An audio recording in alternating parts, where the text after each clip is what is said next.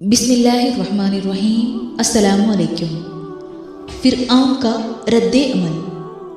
حق اور باطل کی اس کشمکش میں فرعون اور اس کے درباریوں کو زبردست ہار کا منہ دیکھنا پڑا اور وہ کھلے عام ذلیل اور رسوا ہوئے، اور حضرت موسیٰ علیہ السلام پر اللہ کا وعدہ پورا ہوا اور کامیابی کا صحرا انہی کے سر رہا، اور جادوگروں کے علاوہ ایک چھوٹی سی جماعت اسرائیلی نوجوانوں میں سے بھی مسلمان ہو گئے۔ قرآن میں یونس میں ایسا آیا ہے، پھر موسیٰ پر کوئی ایمان نہیں لایا مگر صرف ایک گروہ جو اس کے قوم کے نوجوانوں کا گروہ تھا، وہ بھی فرعون اور اس کے سرداروں سے ڈرتا ہوا کہ کہیں کسی مصیبت میں نہ ڈال دیں۔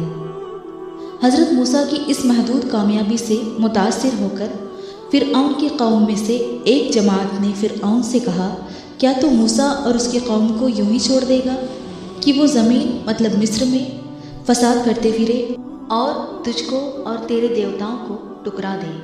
فرعون نے کہا، ہم ان کے لڑکوں کو قتل کر دیں گے اور ان کی لڑکیوں کو باندیاں بنانے کے لیے زندہ رکھیں گے۔ یہ فرعون کا دوسرا اعلان تھا جو بنی اسرائیل کے بچوں کے قتل سے متعلق کیا گیا۔ بنی اسرائیل کی بے چینی۔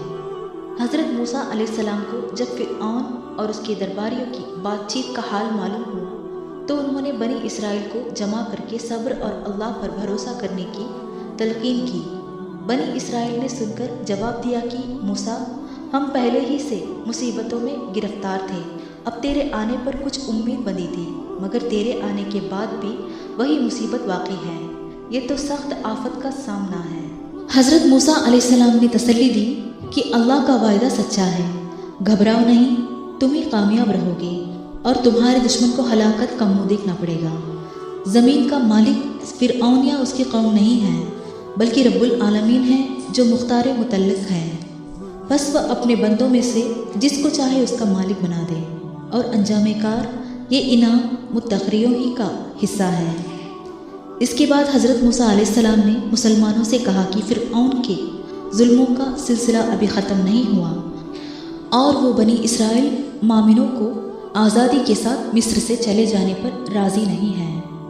اور پھر اللہ تعالیٰ کی بارگاہ میں دعا کی، اے اللہ، فرعونیوں کو جو تو نے دولت و ثروت عطا فرمائی ہے اس پر شکر کرنے کے بجائے وہ تیرے بندوں پر جبر اور ظلم اور ستم کرنے پر آمادہ ہو گئے ہیں، اور حق کے تیرے راستے کو نہ یہ خود قبول کرتے ہیں اور نہ کسی کو قبول کرنے دیتے ہیں، بلکہ جبر و تعصب سے کام لے کر ان کے آڑے آتے ہیں۔